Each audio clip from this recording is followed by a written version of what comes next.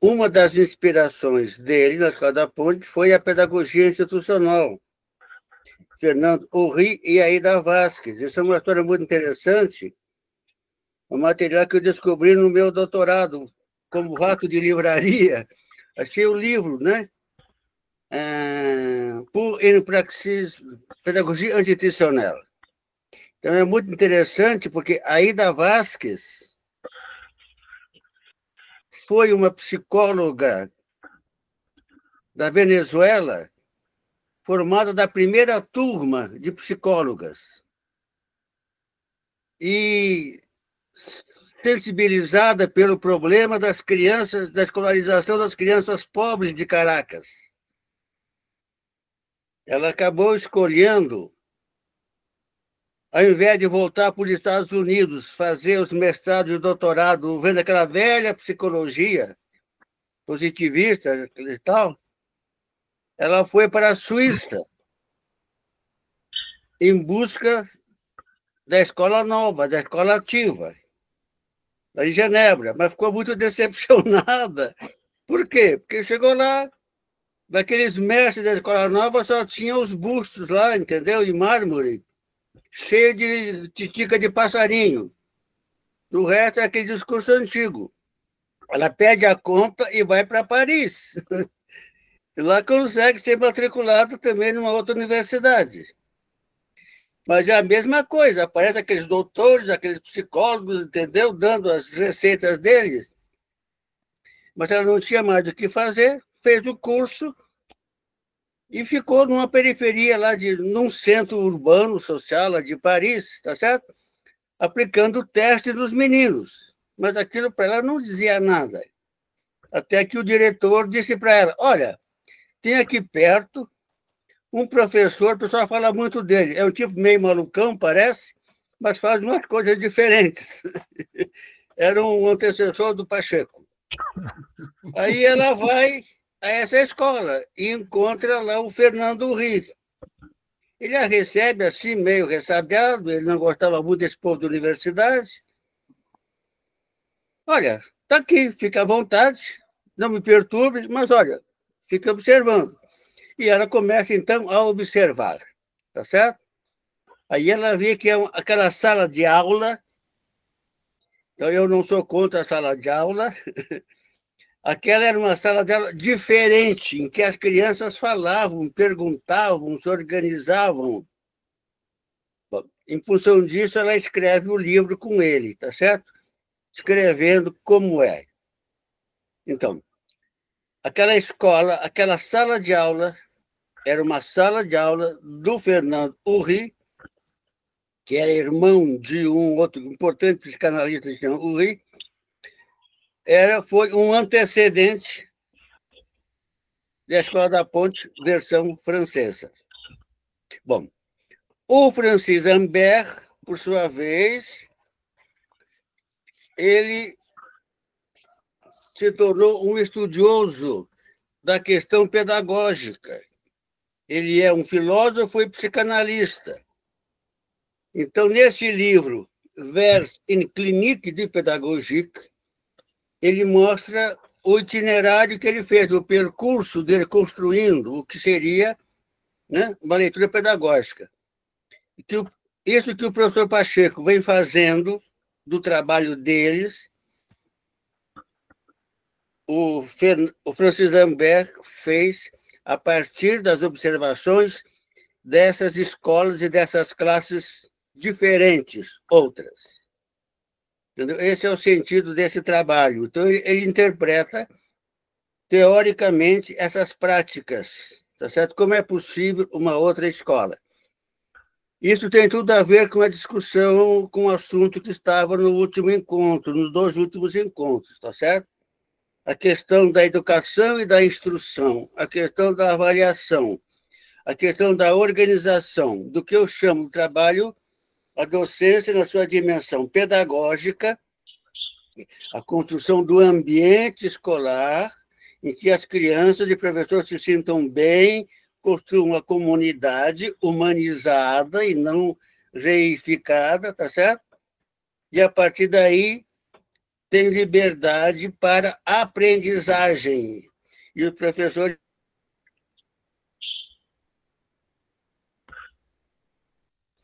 desse trabalho.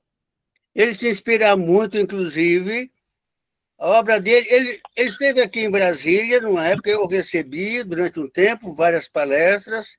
Estive com ele depois lá em Paris, e ele me presenteou com um conjunto da sua obra, que é de uma riqueza ímpar. E eu tenho traduzido muito isso, e posso colocar à disposição do grupo, entendeu? Se assim entenderem. Só que eu não sei, Pacheco, como é que a gente pode fazer, porque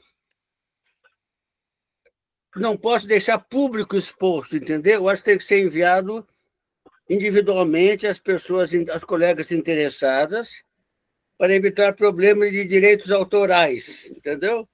Eu faço isso como eu fazia com os meus alunos nas minhas aulas. Obrigado. Agradecida, Rogério, com certeza. Só estamos em contato, aí a gente pode organizar, tá bom? Amigo Zé? Eu estava a escutar o Rogério. Aliás, eu agradeço-lhe o documento que ele hoje me enviou, ontem. Eu leio com muita atenção e não só. Acho que é uma produção escrita de grande valor, mesmo para quem não esteja ligado diretamente à educação. Estou de acordo contigo. Eu também não estou contra a sala de aula. É na sala de aula que se vai começar a mudança. Portanto, para mim, a sala de aula é um dispositivo de mudança. Não é um dispositivo para manter.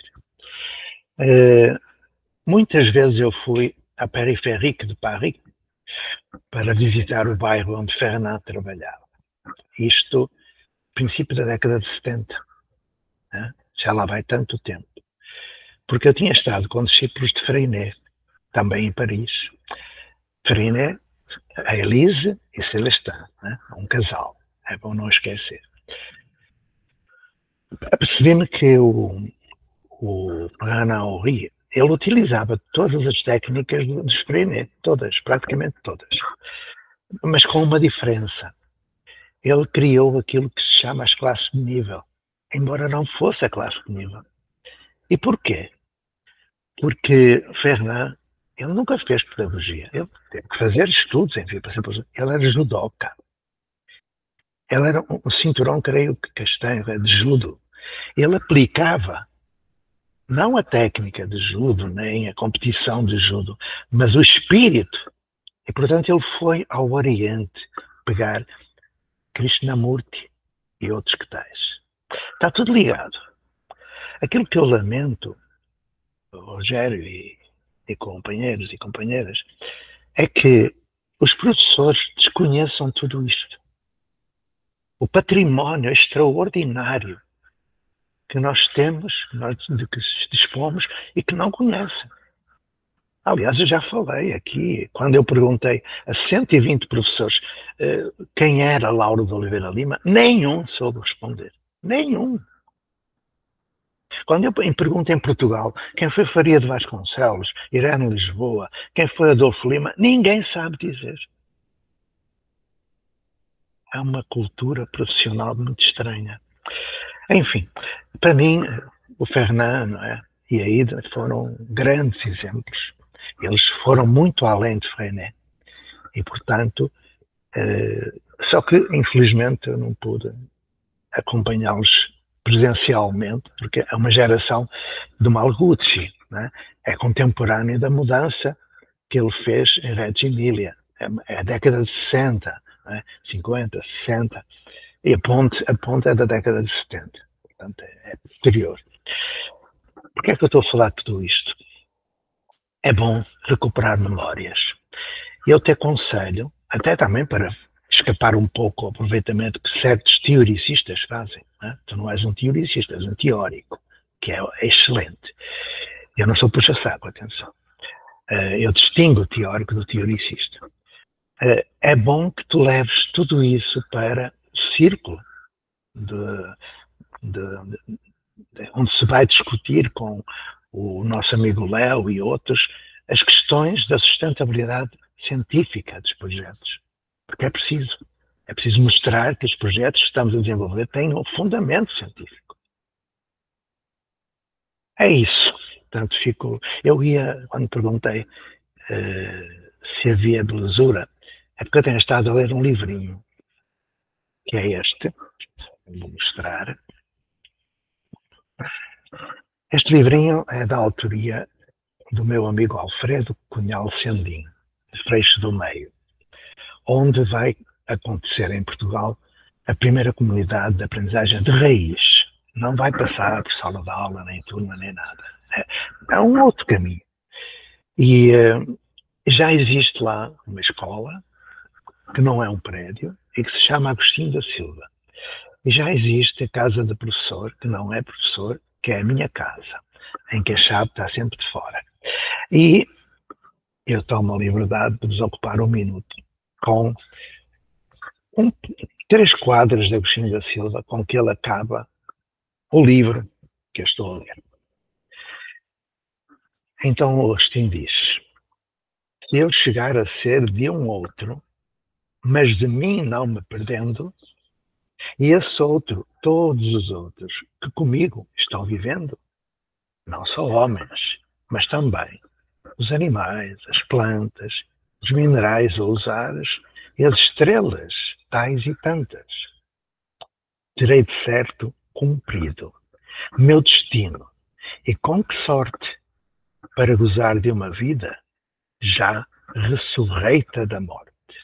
Agostinho da Silva recomenda talvez o maior dos filósofos portugueses do século XX, para além de outros, não é? Mas que esteve ligado à educação em 25 anos no Brasil. Ele criou a primeira comunidade de aprendizagem do mundo, mas que já não existe sequer vestígios em Itatiaia, Rio de Janeiro. Vai sair no próximo ano, talvez já este ano, um documentário sobre Agostinho da Silva, produzido pela minha amiga Lia, que é neta do Agostinho da Silva. Eu estive com ela em Portugal, colhendo imagens, e agora vou estar com ela no Brasil.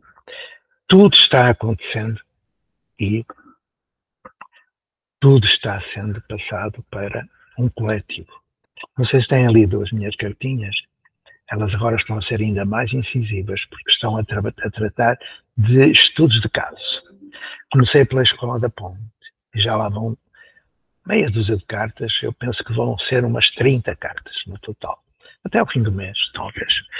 E espero que o Círculo das Ciências da Educação possa colher algumas pistas de estudo.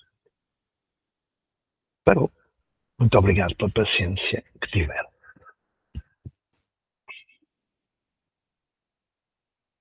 O Rogério está com a mãozinha levantada. Rogério? Rogério, o seu áudio tem que apertar o microfone. Agostinho da Silva esteve aqui em Brasília, esteve na universidade, mas também pouco ficou dele. Houve o CIEM, o Centro Integrado de Ensino Médio, que foi uma revolução, mas também depois que chegaram os militares, aquilo tudo fechou, então não ficou.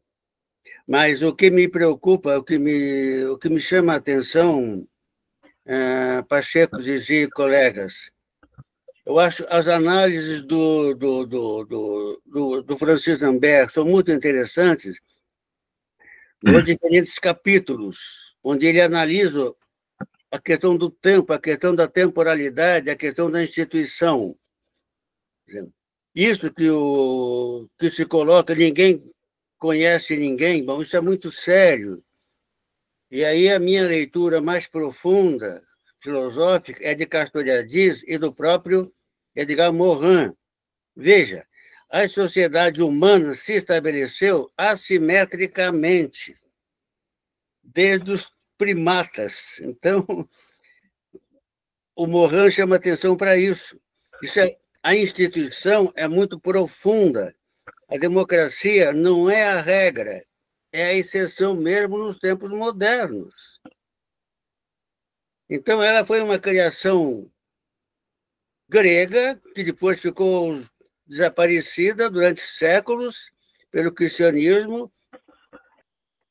aparece na modernidade e está tentando se estabelecer. Nós não vivemos de sociedades democráticas, vivemos de sociedade onde há algumas manifestações democráticas ou liberais permitidas pelo estabelecimento. Então, isso é muito forte.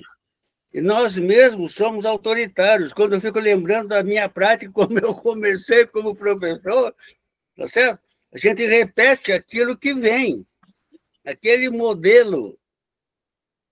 E então, aí me preocupa dizer, qual é a estratégia? Bom, a estratégia é alimentar esses pequenos focos que alimentem a contradição interna do sistema, entendeu?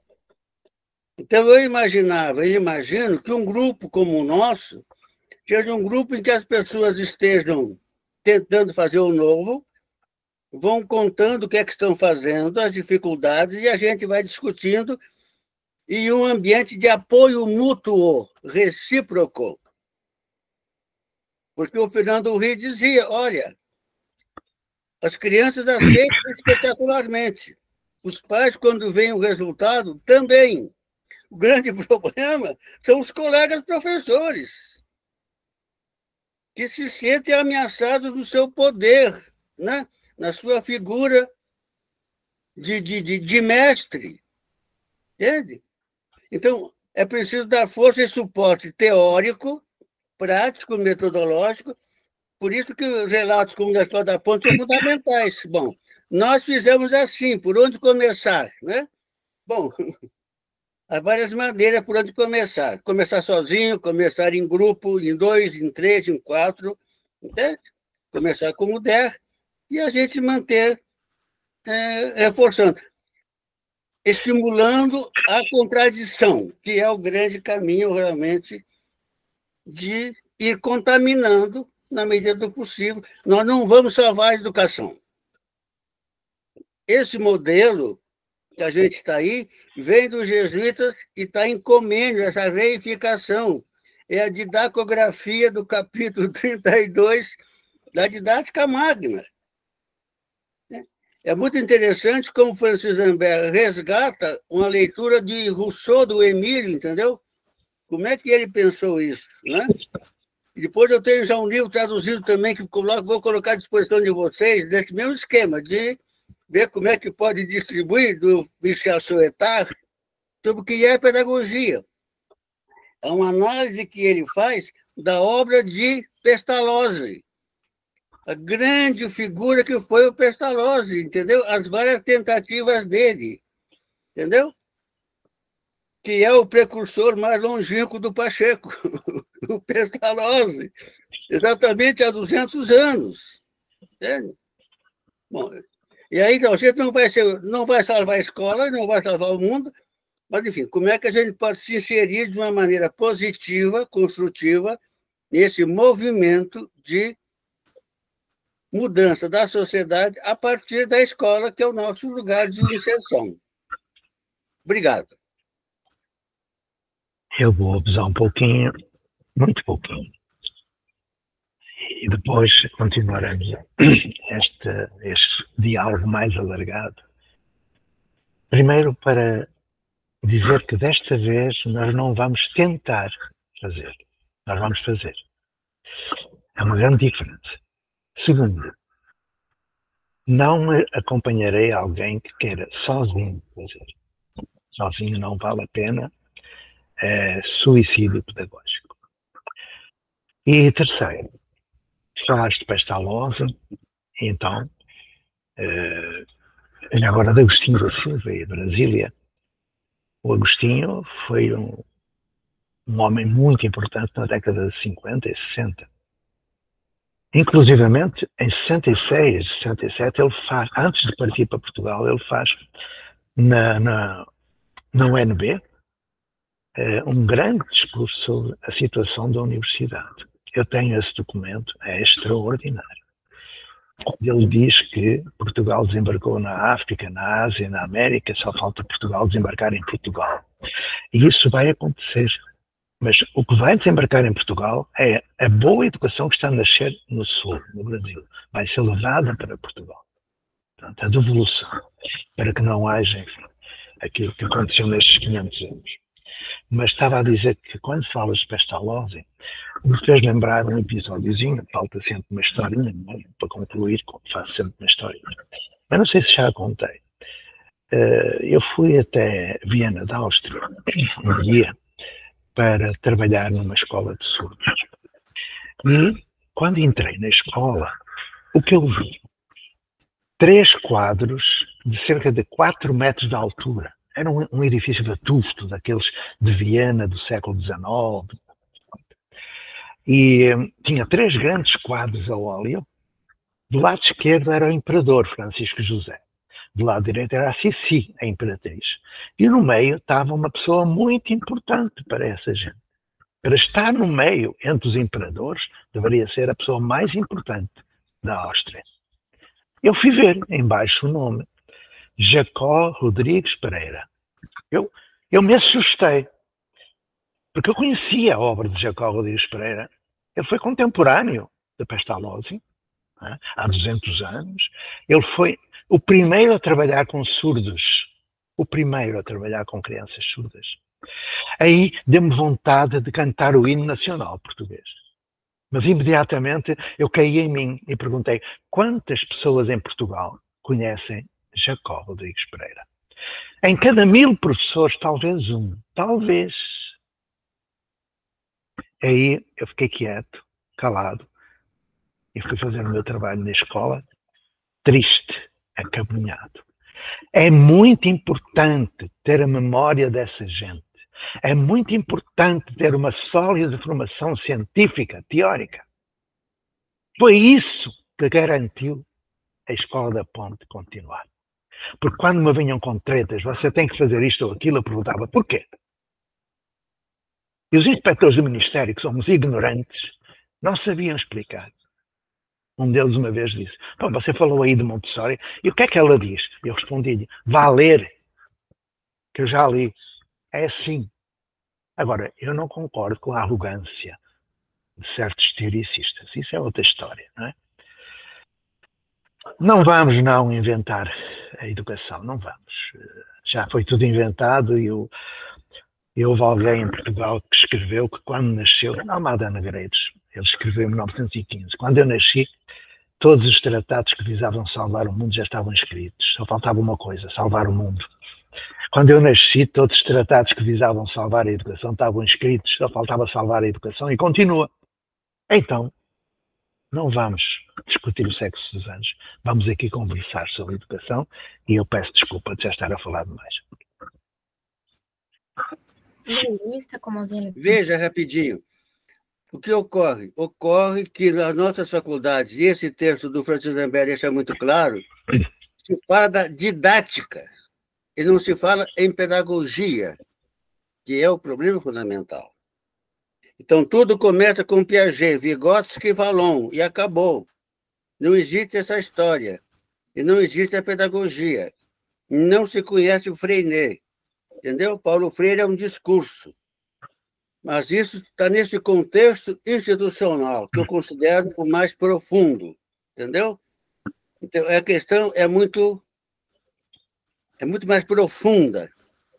E daí para a gente pensar qual é a nossa melhor estratégia. Obrigado.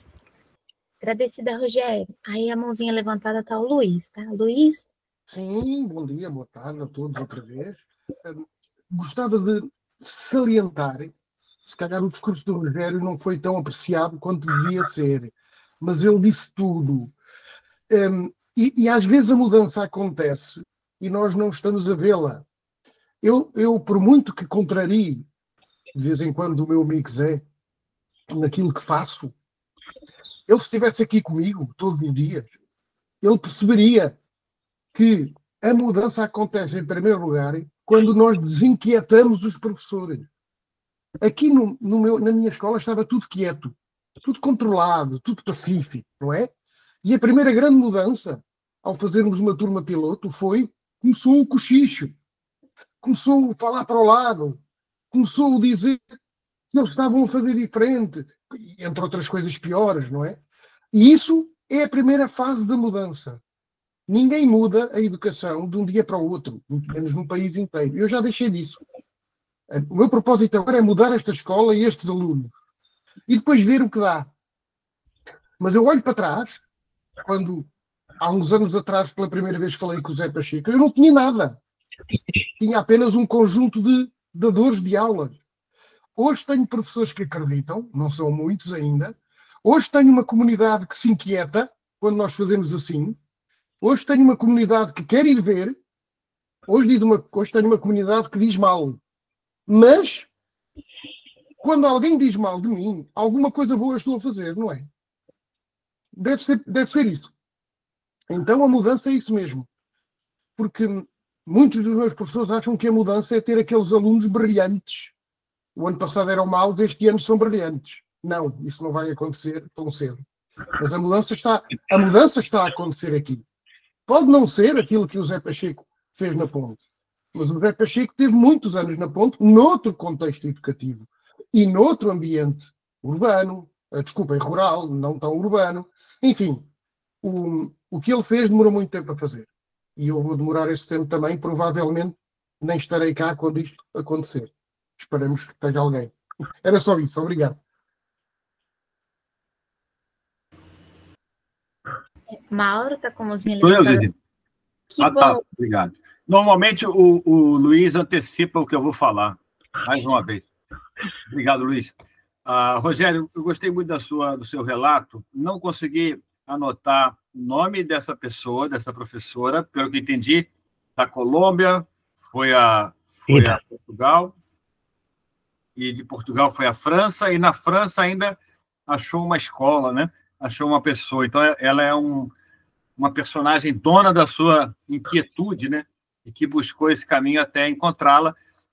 Talvez você possa ou repetir o nome para eu tentar anotar, e também o nome dessa pessoa que você nomeou como dessa iniciativa na França, que foi uma espécie de antecessora da Escola da Ponte. Fiquei curioso, não consegui anotar, mas agradeço muito o seu relato. O professor Pacheco sempre lembra dessa fundamentação científica que faz toda a diferença.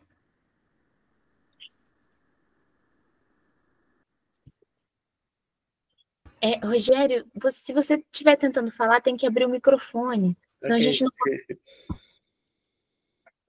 Eu peço a vocês que deem o endereço eletrônico a Zizi, ou a mim, se quiserem, tá certo? Para eu poder mandar esses textos, tá certo? Disponibilizar, que é a maneira que eu posso contribuir com o grupo, entendeu? Eu acho que é uma contribuição muito rica, tá certo? Que é isso. A pessoa era da Venezuela, de Caracas, Aida Vasquez, uma psicóloga, entendeu? E aí que ela vai acabar em Paris e descobrindo o antecessor do Pacheco, que é Fernando Henry, tá certo? Que foi o inspirador, tá certo? Obrigado. Rogério, já troquei a Colômbia pela Venezuela, né? Nada mais diferente, ainda mais hoje em dia. E Fernando Henry. Queria também mencionar a fala do Luiz sobre essa perspectiva da realidade próxima, né? Eu fico muito feliz, Luiz, com o seu relato, dessa atenção àquilo que é possível e dessa construção em torno da inquietude e da acomodação coletiva, né? Dessa busca, né? Que a inquietude de alguns demanda soluções, e essas soluções são construídas na prática. Estamos com muita vontade de estar com você e assistir, né? Presenciar, testemunhar e participar, como possível, desse movimento. Obrigado. Não te lembro, não. Só queria, Luiz, te falar que, assim, desse desafio tão grande que é proporcionar essa inquietação, não é? E que, para mim, isso aí é uma pedra de ouro, você conseguir tirar as pessoas da sua posição de conforto e fazer com que elas reolhem as suas histórias. Então, que bacana que você assumiu esse desafio e entendeu que esse seria o primeiro grande passo a ser dado. Muito maneiro, muito bacana. Há uns 40 anos, mais ou menos, desculpa lá, a formação humanizada, só pormenorzinho. Uns 40, foi por volta de 1980 e pouco. Me pediram para comentar uma intervenção lá do senhor. Eu respondi. Perguntaram o que é preciso, afinal. E eu respondi. O que é preciso é incomodar os acomodados. Isto foi em Lisboa, lembro muito bem. E a seguir perguntaram-me mais ou menos isto. A minha memória começa a falhar. Mas então, um professor tem que ser um missionário? E eu respondi, não tem de ser missionário, mas também não tem de ser demissionário. Eu gostava muito de jogar com jogos de palavras e eles calaram-se. É preciso incomodar os acomodados. Eu detesto os missionários e os demissionários. Há um corporativismo novo, sobretudo a partir dos sindicatos, que é uma coisa que me custa muito, porque eu sou sindicalista. Eu pago a minha cota mensal. É este neocorporativismo, não é? Coitadinhos professores, não estão preparados, aquele discurso da desculpabilização irrita-me profundamente. Eu estou a acabar um livrinho que fala dos obstáculos à mudança. Irei enviar-vos depois. De qualquer modo, agora em janeiro já vai ser lançado um livro que o João Condesso faz em Portugal e que o Mauro, já agora fica a novidade, se vai encarregar de fazer no Brasil, mas ele já vai ser anunciado, embora não possa ser publicado, e chama-se Por que não há mais escolas da ponte? É uma pergunta parva, não é? Como costumo dizer, que eu respondo logo no princípio do livro. Mas o outro é a inovação mata a inovação, em que eu descrevo todos os riscos da mudança. E o terceiro vai falar dos obstáculos. E, como foi dito há bocadinho, um dos maiores é exatamente o professor não incomodado. É o professor corrompido pela corrupção moral. É o professor formado nos cursos com as didáticas na ausência da pedagogia. É isso. É uma tristeza, mas é isto que se passa na universidade. E pronto.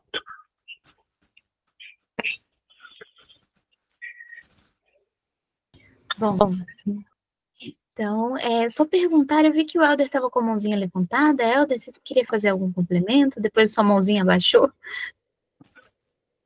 Eu gostaria só de agradecer, estar aqui nesse momento de aprendizado e falar aqui que da minha parte no Colégio de Aplicação na Universidade Federal de Minas Gerais, sou pedagógico, eu tenho desenvolvido um trabalho com um grupo, né, e percebido isso de que escola não são prédios, escolas são pessoas, né, e as pessoas são seus valores, mas que seus projetos precisam ser reinventados, né. A minha questão aqui é em relação, o que me interessa mais de Fernão Horry, por exemplo, e os institucionalistas, a Escola da Ponte, Brené, etc., né, Pestalozzi, é como também as coisas caem, né?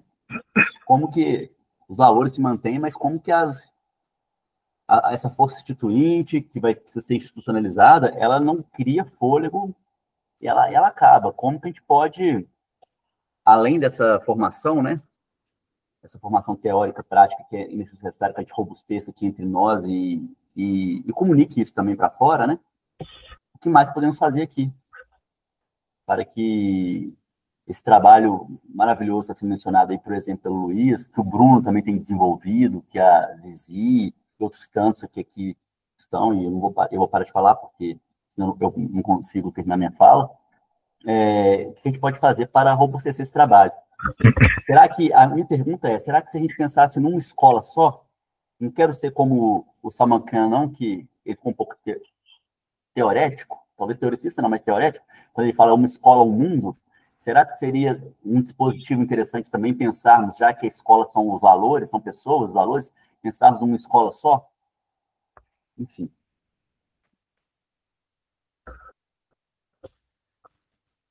Lá vem o velho outra vez. Amigos, O Helder pergunta, de uma forma retórica, evidente, o que é que se pode fazer? A resposta é fazer. E é isso que vai acontecer a partir, já agora vou dar uma novidade, a partir já do dia, agora meados de janeiro, amanhã eu vou reunir com algumas pessoas. Não quer dizer que sejam os eleitos, é que sejam, mas eu prefiro começar com poucos e depois vamos a todos. E o que vamos fazer, Helder, é fazer. É fazer. E esperar a reação. Portanto, eu estou cansado de teoricistas, estou cansado de destruição de projetos, estou cansado disso tudo. E, como eu sou vosso amigo, eu comecei agora em janeiro a minha saída pela porta dos fundos, não é? Vou saindo até abril ou maio, já vos disse. E por isso criei uma coisa chamada Coletivo Arca, que vai dar muito que falar. Coletivo. A partir de abril ou maio, se eu continuar a escrever as cartas, não é o meu nome que vai estar lá, é o Coletivo Arca. Mas aí, nessa altura, Helder, já muita coisa foi feita. E o que vai ser feito? Primeiro período de mudança, primeiro ciclo de mudança, é aquilo que já foi feito e resultou. E o que já foi feito e resultou é a Escola da Ponte. Ponto final. Eu não conheço outra escola onde se tenha passado do centro do professor para o centro do aluno. Não conheço. Não conheço. Se alguém me quiser dizer, eu vou lá ver. Okay? Mas há um segundo momento, ainda em 2025, que é um momento que já entra no primeiro processo, mas que vai ampliar-se, que é um ciclo de inovação. Vai conduzir à regeneração do sistema, à humanização da relação e a uma nova construção social. Vamos ver o que acontece. Mas vos digo que este ano vai ser, aliás, o domínio do mistério vai ser desvendado. As explicações não são apenas racionais, também são esotéricas. Se preparem. Este ano é um ano 9. Ao término, não é? Quem estuda Enneagrama, essas coisas todas, percebe o que eu estou a dizer. O ano 9 é um ano em que tudo se concretiza. É chegado o tempo.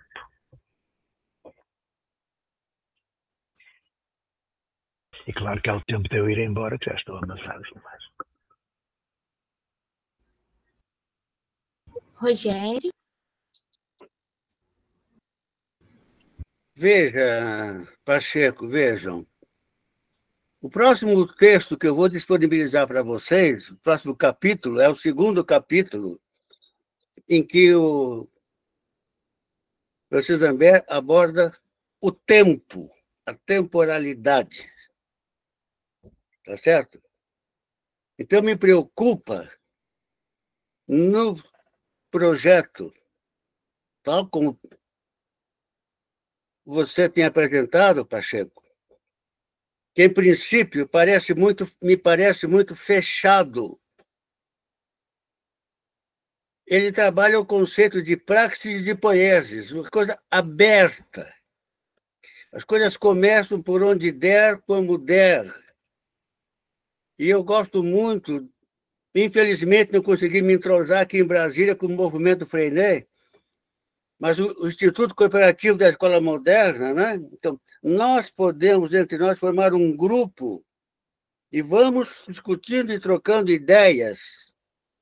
Pode ser um, pode ser dois, pode ser três, pode ser uma escola. Então, antes de conhecer a Escola da Ponte, eu, como professor de uma disciplina chamada Administração da Educação para a Mudança, foi a primeira que me coube quando entrei na universidade, eu fui atrás de uma literatura francesa, eu fui descobrindo a partir de Freinet. E mandei buscar um livro, chama-se Une École Freinet, uma escola Freinet. O que é que aconteceu? Aconteceu, nesse caso, que um grupo de professores e professoras que conheciam o método Freinet, a concepção Freinet, foram à administração e pediram: olha, nós queremos uma escola onde a gente possa trabalhar. Aí aconteceram as negociações com os sindicatos, etc., então ganharam uma escola. Está aqui, vocês vão pegar a escola tal. com uma condição. A universidade mais próxima vai fazer o acompanhamento do trabalho de vocês para avaliar. Então, é muito interessante, porque o livro é escrito pelos professores da universidade que acompanharam o trabalho da escola Freinet. Então, é muito interessante os princípios, como isso está estruturado. Um outro exemplo que eu achei muito interessante é o Colégio Clístenes. Colégio Clístenes. Colégio, na França, é o nosso antigo ginásio. É o Fundamental 2. Tá certo?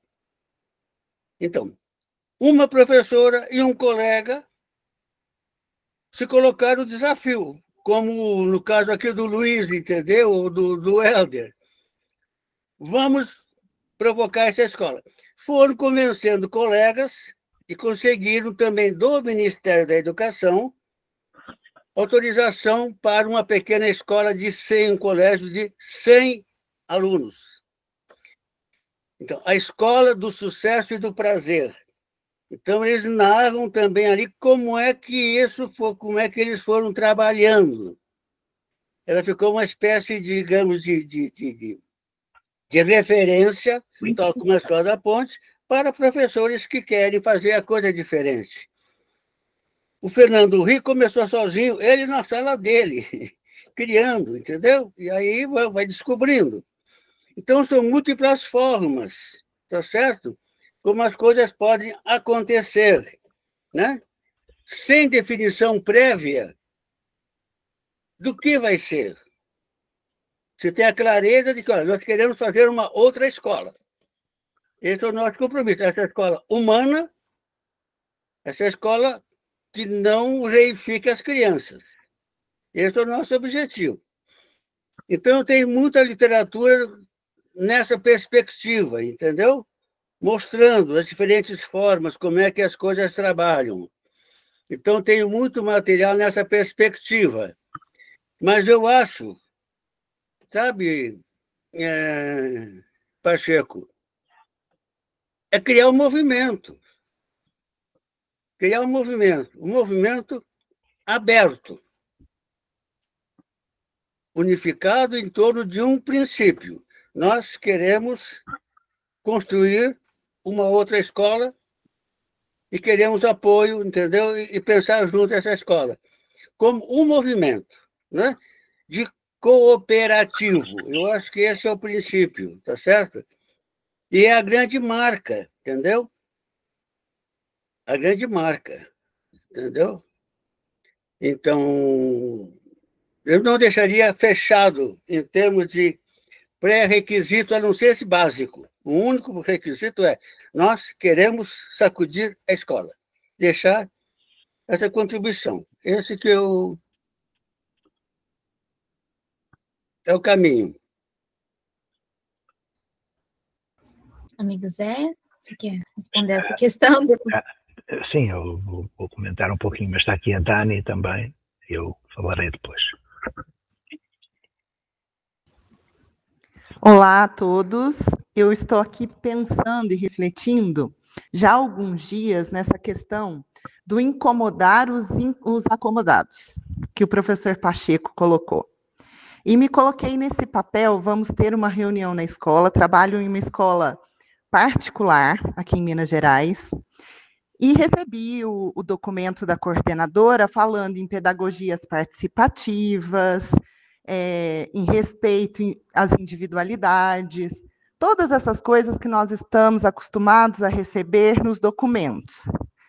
Me lembrei do professor Pacheco falando das perguntas e da importância dessas perguntas, né? Então, o que eu pensei em fazer nesse sentido de incomodar os acomodados? Disparar perguntas. Né? Em qual modelo? Nós estamos falando de um modelo centrado no aluno, de um modelo centrado no professor, de um modelo centrado na relação. O que o nosso fazer representa aqui, diariamente? Qual modelo que ele representa? Não no papel, mas no nosso fazer. O que nós estamos fazendo como instituição aqui? Qual é o modelo que se segue, né? E aí, falando em respeito às individualidades e cidadãos autônomos no documento. Nesse modelo, sala de aula, postilado, como? De que maneira? Quais são recursos, quais as formações, quais as vivências, quais as ações para colocar isso em prática? Puxar para o sentido de que não vai ficar no papel. Como que nós vamos praticar isso que está no papel? E aqui na reunião, vamos acordar como a gente vai começar a praticar isso de fato? Tem alguma coisa que eu estou deixando passar? Então, é mais um pedido de ajuda para vocês. Né? Tem algo dessas perguntas? Isso que eu coloquei aqui é coerente com o nosso movimento? Eu gostaria de ouvir vocês. Gratidão. Bom, então vamos lá. Gostei de ouvir há bocadinho, perdão, o amigo Rogério dizer que não se fala de Freinet, ou melhor, do Freinet, só se fala do Piaget, do Vygotsky, ou seja, da psicologização da escola, da educação. Foi isso que aconteceu. E que levou à escrita de muita coisa e da invenção de novos termos que são velhos. Escola criativa, escola integral, escola... Eu já nem ligo a isso. Mas o que eu queria dizer-vos? O Rogério falou do movimento da escola moderna. As técnicas Freinet entraram em Portugal em meados da década de 60. Eu estive ligado.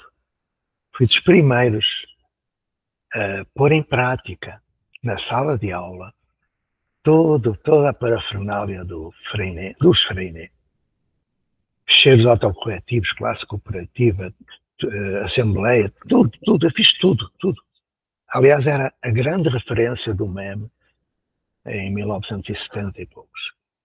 Mas eu comecei a perceber que Freinet tinha sido expulso de um partido francês, eu não vou dizer qual, por um homem que eu admirava muito, Gorodi. Eu perguntei porquê é que ele terá sido expulso. Pois é, e vim a descobrir a Elise, de que ninguém falava, professora de artes. Foi expulso do Partido Comunista. Exatamente. E não vou explicar porquê. Ele fazia dupla, ouviram bem? Fazia dupla com a esposa. Não estava sozinho em sala de aula. Mas a psicologização da escola, feita através do teoricismo universitário, porque uma coisa é o Rogério, outra coisa é uma cambada de teoricistas que ocupam as universidades. Eu sei distinguir. Então, essa intervenção da universidade foi trabalhar o quê? Vygotsky. Hoje o movimento da escola moderna em Portugal é Vygotsky, só Vygotsky, não se fala de mais nada. E é o professor sozinho em sala de aula. Valha-me Deus. Estão a reproduzir uma coisa feita em 1921, da mesma forma, sozinho em sala de aula. E o que é isso? É um modelo universitário. Então, nós não precisamos reinventar a roda. A escola da Ponte, com todos os seus defeitos, é a única que eu conheço. A única. A primeira a concretizar Freinet e tudo o resto. Não é só Freinet. Não é só Freinet. Nós não temos que estar a reinventar a roda, alegando que se pode começar de muitas maneiras. Pois pode começar de muitas maneiras, comecemos de qualquer maneira. Mas algo já foi feito. Algo já está concretizado, provado que funciona bem e que é uma estrutura para assentar aquilo que virá. E que então aí sim, aí é uma abertura a tudo o que é diferente, tudo cabe nessa fase posterior. Mas a fase inicial tem que ser muito bem planejada, muito bem planificada em Portugal e tem que seguir algo que já foi feito. Não vamos reinventar a roda, por favor. E tudo parte de perguntas. Porque é que eu tenho de repetir uma coisa que a Montessori fez há 100 e tal anos? Não tenho. Porque Montessori já foi feita na Escola da Ponte. Pronto. a ponte incomoda muito, porque ela é uma ponte, é uma passagem, né? Diria uma canção portuguesa, uma passagem para a outra margem.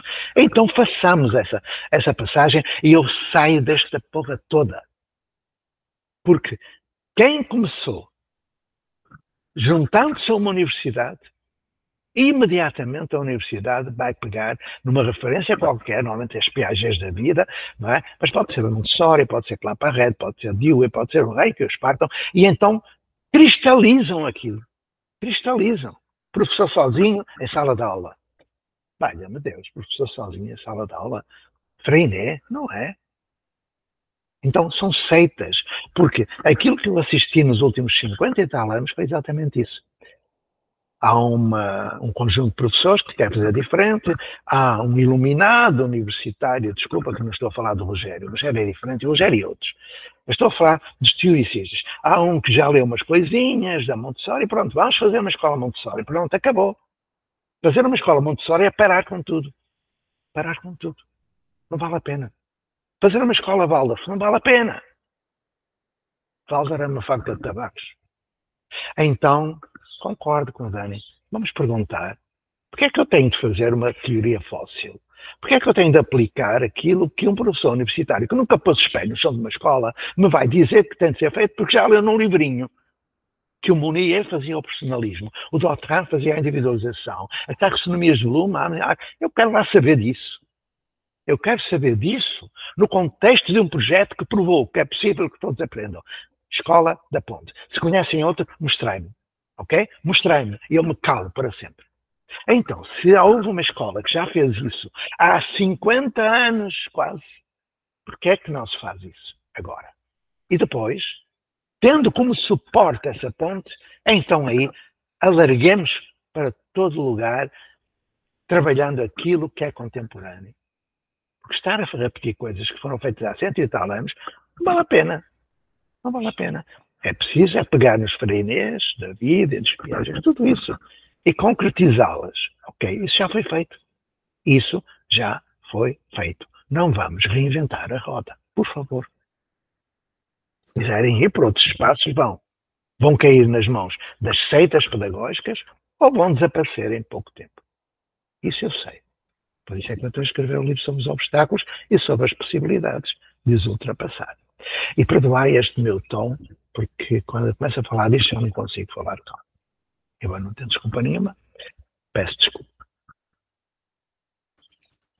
Veja. A minha resposta a Dani, foi? Dani?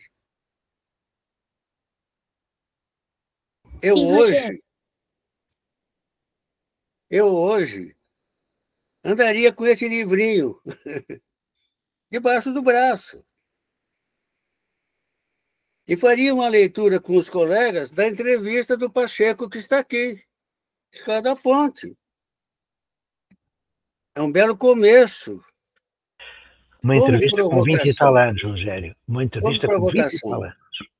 É. Entendeu? Com provocação. A minha experiência, que não foi grande coisa, qual é o problema que a gente enfrenta? O problema que o professor enfrenta. É que eles pedem a palestra da gente nas escolas. O problema da disciplina e da autoridade. 2, o problema da motivação e do desinteresse dos alunos. Esse é o padrão. A gente enfrenta isso. Aí eu lembro que eu encontrei um livro do Lauro Oliveira Lima, Conflitos no Lar e na Escola. Eles, olha, vejam, essa rapaziada, no bairro deles, se organizam, fazem um time de futebol, fazem os campeonatos e tudo funciona perfeitamente. Tem o juiz, tem as regras, tem tudo.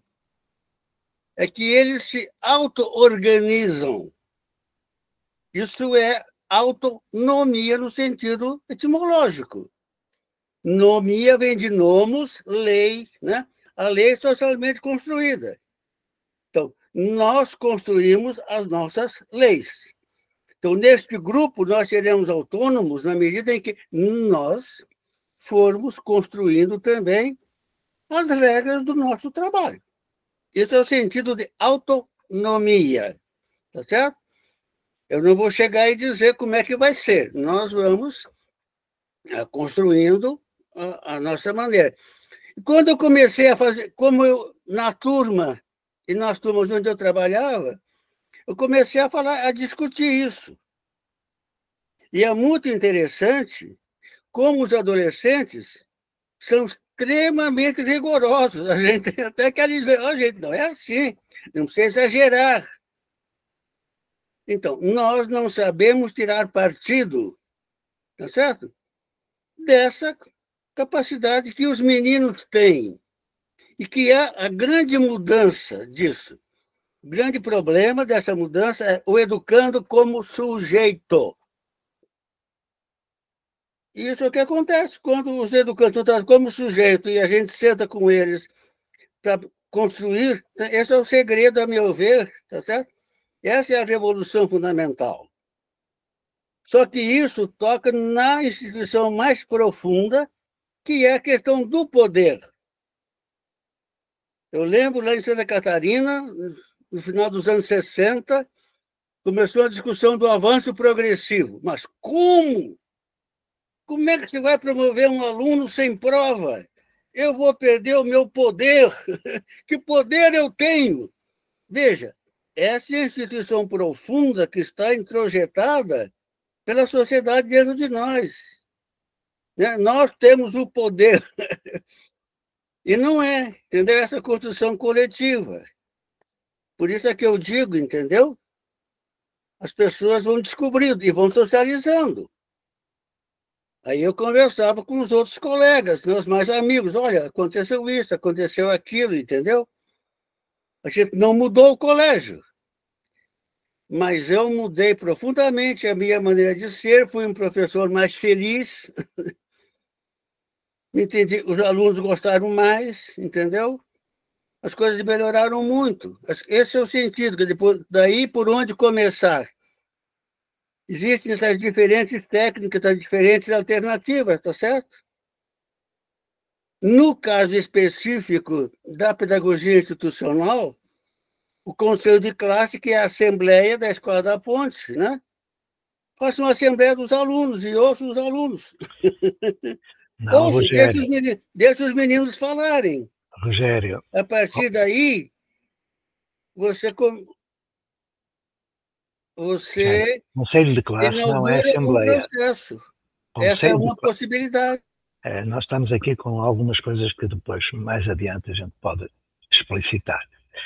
Quando o Ministério da Educação de Portugal pegou em algumas coisas da Escola da Ponte, porque na Escola da Ponte os alunos são autónomos, não é preciso inventar a roda outra vez, eles são autónomos, não é preciso ir procurar formas de desenvolver a autonomia que elas já foram feitas. Pode haver outras, mas já estão. O Ministério aproveitou duas coisas da Escola da Ponte e pôs em lei: tutoria e assembleia. O que é que a escola entendeu? Assembleia de turma. Não é assembleia de turma, é assembleia de escola. Aí é uma diferença muito grande de concepção. É assembleia de escola, não é assembleia de turma. Muito menos dirigida por um professor e da iniciativa do professor. Há muita coisa que a gente tem de conversar, muito. Porque eu estou plenamente de acordo com tudo aquilo que o Rogério falou até agora e que falará, porque estamos na mesma onda. A questão é outra. A questão é outra. Então, este espaço é um espaço de debate. Eu adoro escutar, falo demasiado, e nós teremos de pensar bem. E para deixar uma sugestão de leitura, quando o Rogério fala da questão dos jovens se organizarem, é verdade, eu sugiro que leiam Escola de Barbiana. Não sei se já leram. Escola de Barbiana. É uma excelente iniciativa de Lorenzo. Vão ler. Escola de Barbiana. Deve estar na internet, portanto é só procurar. Bom, com licença, só para organizarmos, né, que nosso tempo já encerrou por hoje, mas eu vi que o Helder está com a mãozinha levantada. Vocês gostariam de fechar essa colocação? Só trazer também uma reflexão, tá? Nós estamos na construção, para quem também não está sabendo, ou quem chegou hoje, que eu sei que tem algumas pessoas que chegaram hoje, estamos na construção de como sabemos que aprendemos. E estamos falando também sobre testes, avaliações, como estão sendo essas formulações. Tá? Então, só para trazer essa reflexão também. Amigo Zé, você gostaria de falar também sobre a questão do tempo, se mais uns 5 minutinhos? Ou... Não, só ia acrescentar uma coisa que me escapou há pouco. Quando se falou da progressão continuada, o Rogério falou que em Santa Catarina se chegou, e é verdade, finais da década de 60. Em 2010, mais ou menos, eu fui chamado para comentar um debate dos candidatos à Prefeitura de São Paulo. Lembro muito bem. Estavam lá todos os partidos e o meu amigo Dimenstein, acho que foi ele que me convidou para eu ir lá. E eu estava a escutar. Entretanto, todos os candidatos disseram que eram contra a progressão continuada. Todos. Nós vamos acabar com isto, a progressão continuada, porque eles passam e não sabem, e chegam ao fim e não sabem. E eu levantei a mão, deram uma palavra, eu perguntei aos candidatos o que é a progressão continuada. E eles me responderam, é passar de ano. Eu respondi, eu volto a perguntar, é que na progressão continuada não há ano de escolaridade. O sistema brasileiro rege o princípio dos ciclos, não é ano. E, portanto, não há prova, não há passagem. Ficaram a olhar para mim. O que os senhores estão a dizer é a aprovação automática, que é um veneno. Mas isso é outra coisa, porque a progressão continuada nunca existiu. E, portanto, vós nunca ides acabar com aquilo que nunca existiu. E acabou a conversa. Porquê? Dizia o Piaget que a única área das ciências humanas onde todo mundo, toda a gente, ousa dar palpite é a área da educação. Qualquer pessoa dá palpite. Eu acho o achismo. Pena é que durante todo este tempo eu só ouvi achismos da parte dos professores. Pena. E eu tenho uma grande estima pelos professores, em particular por vós, e espero que tenhais um bom fim de semana e voltaremos no sábado. Então, agradecida a todos, até a nossa próxima semana. Helder, por favor, traz a sua questão na próxima semana para a gente continuar as construções, tá? Grande abraço. Obrigado, abraço a todos, boa semana. Beijo, boa semana. Valeu, pessoal.